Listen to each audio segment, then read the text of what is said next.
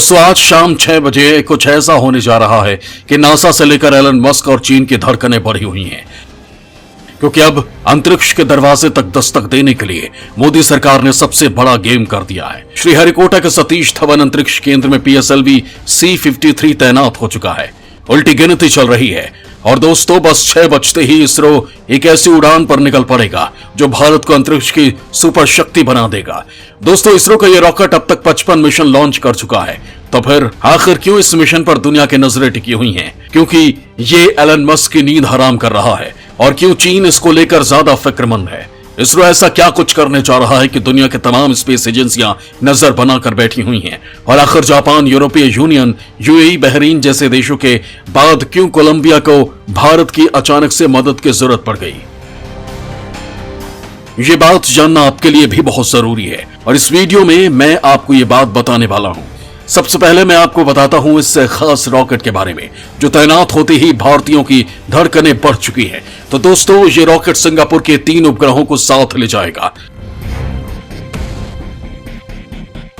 आज के अभियान में 6 नैनो उपग्रह भी अंतरिक्ष में भेज जाएंगे। इनमें भारत के 2 निजी अंतरिक्ष स्टार्टअप के उपग्रह भी शामिल हैं। अंतरिक्ष में उड़ान के लिए श्रीहरिकोटा में देश का सबसे भरोसेमंद रॉकेट PSLV C-53 तैनात हो चुका है और आज शाम 6:02 पर यह अंतरिक्ष के लिए उड़ान भर लेगा। इस मिशन की खासियत यह है कि इसरो PSLV रॉकेट के स्टेज 4 का उपयोग उपग्रह प्लेटफॉर्म के तौर पर करेगा, यानी सभी उपग्रहों को उनकी कक्षा में स्थापित करने के बाद PSLV रॉकेट को 4th स्टेज यानी PS4 भी एक उपग्रह की तरह ही धरती के ऑर्बिट में स्थापित हो जाएगा।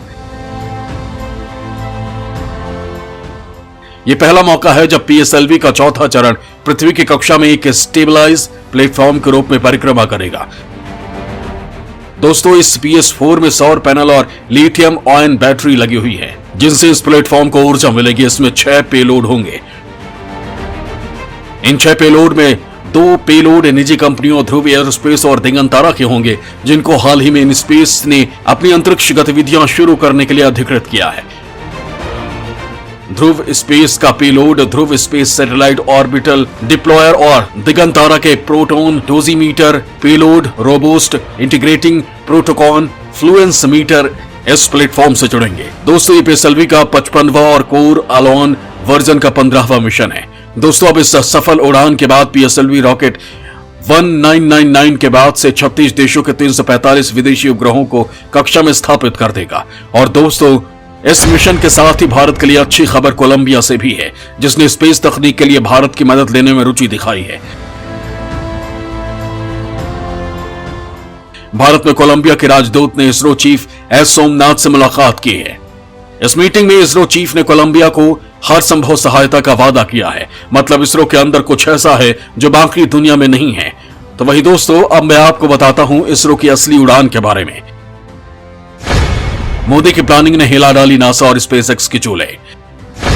एलन मस्क को रगड़ने जा रहा है भारत का इसरो। दोस्तों इसरो के अंतरिक्ष मिशन में बढ़ते कदम अमेरिका, रूस, चीन के होश उड़ा रहे हैं। वैसे तो इसरो ने सालों पहले ही दुनिया में अपना लोहा मनवा लिया था। इसरो ने कुछ साल पहले ही 104 उपग्रहों को अंतरिक्ष में भेजने से लेकर चांद और मंगल पर मिशन भेजकर दुनिया को चौंका दिया। लेकिन अब इसरो अंतरिक्ष विज्ञान के क्षेत्र में ऐसे कदम बढ़ाने जा रहा है जिससे भारत को स्पेस टेक्नोलॉजी में दुनिया से मीलों तक नहीं बल्कि कई प्रकाश वर्ष आगे कर देगा। और तब दुनिया के बाकी स्पेस एजेंसी भारत से मुकाबला करने की स्थिति में नहीं रहेंगे, क्योंकि पूरी दुनिया की अंतरिक्ष एजेंसियां ये जानती हैं कि सबसे विश्वसनीय, किफायती और बेहद कम वक्त में लॉन्च करने की क्षमता इसरो के वैज्ञानिकों में ही है। और ये काबिलियत दिखाने के बाद भारत एक बार फिर दुनिया में अपनी विशेषज्ञता का ऐसा डंका बजाने जा रहा है कि जिसकी गूंज पूरे अंतरिक्ष में गूंजने वाली है। भारत में प्राइवेट प्लेयर्स अब इसरो के साथ इतिहास रचने वाले हैं। दोस्तों जिन स्पेस कंपनियों के दम पर अमेरिका अंतरिक्ष में तहलका मचा रहा है, वैसे ही यानी एलन मस्क की SpaceX जैसी कंपनियां उड़ान भरने वाली हैं। इस काम के लिए मोदी मंत्रिमंडल ने जून 2020 में इन स्पेस की स्थापना को मंजूरी दी थी। इन स्पेस एक नोडल एजेंसी है जो निजी संस्थाओं को अंतरिक्ष संबंधी गतिविधियों के संचालन के अलावा अंतरिक्ष विभाग के प्रतिष्ठानों के इस्तेमाल की सुविधा दे रही है। पीएम मोदी का भी कहना है कि ये एक्सपोनेंशियल इनोवेशन का समय है जिसे तभी हासिल किया जा सकता है दोस्तों, हमारे देश के टेकी युवाओं ने स्पेस को लेकर कई नए स्टार्टअप बनाए हैं जो आने वाले वक्त में भारत अंतरिक्ष के कार्यक्रमों को नई ऊंचाइयों तक ले जाएगा। ये सभी स्टार्टअप्स ऐसे आइडियाज पर काम कर रहे हैं जिनके बारे में पहले या तो सोचा ही नहीं जाता था या फिर प्राइवेट के लिए इसे असंभव माना जाता था, लेकिन अब ये हो रहा है। और दोस्तों, भारतीय राष्ट्रीय अंतरिक्ष संवर्धन एवं प्राधिकरण केंद्र यानी इनस्पेस ने देश की निजी कंपनियों को मंजूरी देना शुरू कर दिया है, जिससे देश में निजी क्षेत्र के द्वारा अंतरिक्ष प्रक्षेपण की शुरुआत हो सकेगी।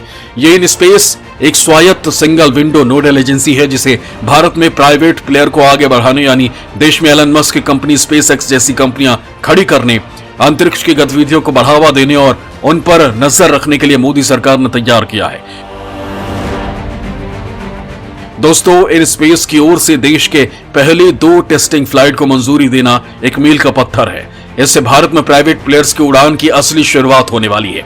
और दोस्तों, ये शुरुआत स्पेसएक्स और चीन की नींद उड़ा रही है, क्योंकि अब भारत से इनको तगड़ी चुनौती मिलने वाली है। अब भारत स्वदेशी स्टार्टअप्स के जरिए बड़ा कमाल करने जा रहा है, क्योंकि भारत के पास युवाओं की बड़ी फौज है जो कुछ ऐसा करने का मादा रखती है जिसकी किसी ने भी कल्पना नहीं की थी। दोस्तों, यहां यह बताना जरूरी है कि अंतरिक्ष के क्षेत्र में इस बड़ी पहल को पीएम मोदी ने अंजाम दिया है, जिन्होंने देश में पल रही प्रतिभाओं को पहचान कर उन्हें देश और अपना नाम रोशन करने का एक मौका दिया है। इसी का नतीजा है कि देश में स्पेस सेक्टर में कई स्टार्टअप की शुरुआत हो गई है। दोस्तों, इसरो तो पहले से ही भौकाल मचा रहा है और अब प्राइवेट कंपनियां भी इस क्षेत्र में कूदकर नया ही कीर्तिमान तय करने लगेंगी, और इसी के चलते नासा के चूल्हे हिली हुए हैं।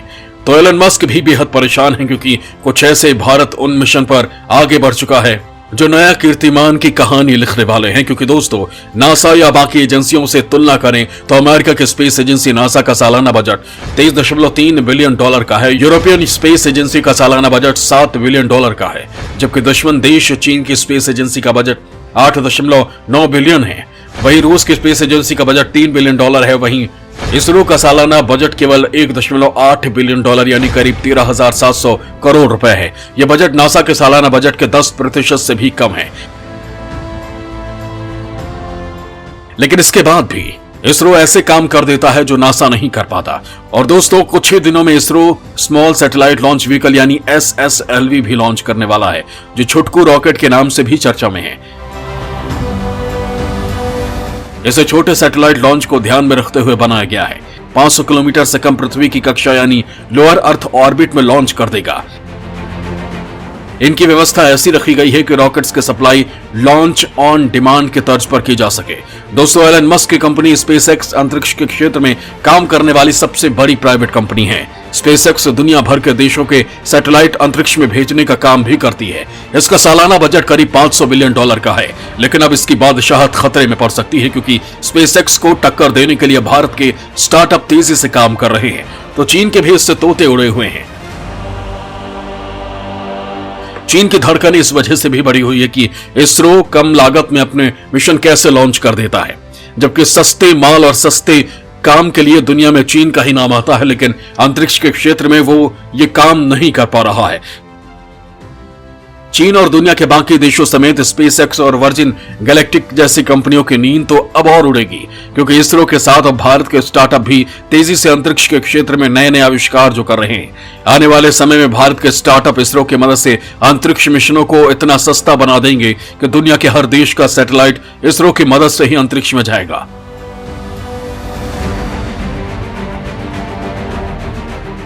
दोस्तों, इसरो ने इसी महीने की 22 तारीख को टाटा ग्रुप के लिए बेहद खास सैटेलाइट GSAT-24 को लॉन्च किया है, जो डीटीएच जगत में नई क्रांति लाने वाला है। तो वही इससे पहले इसरो ने फरवरी में PSLV C-52 मिशन के जरिए 3 सैटेलाइट लॉन्च किए थे। इसमें से एक EOS-04 रडार इमेजिंग है, जो कृषि, वानिकी और वृक्षारोपण, मिट्टी की नमी, जल विज्ञान और बाढ़ और मौसम की स्थितियों से जुड़े हाई रेजोल्यूशन फोटोज भेजने के लिए डिजाइन किया गया है।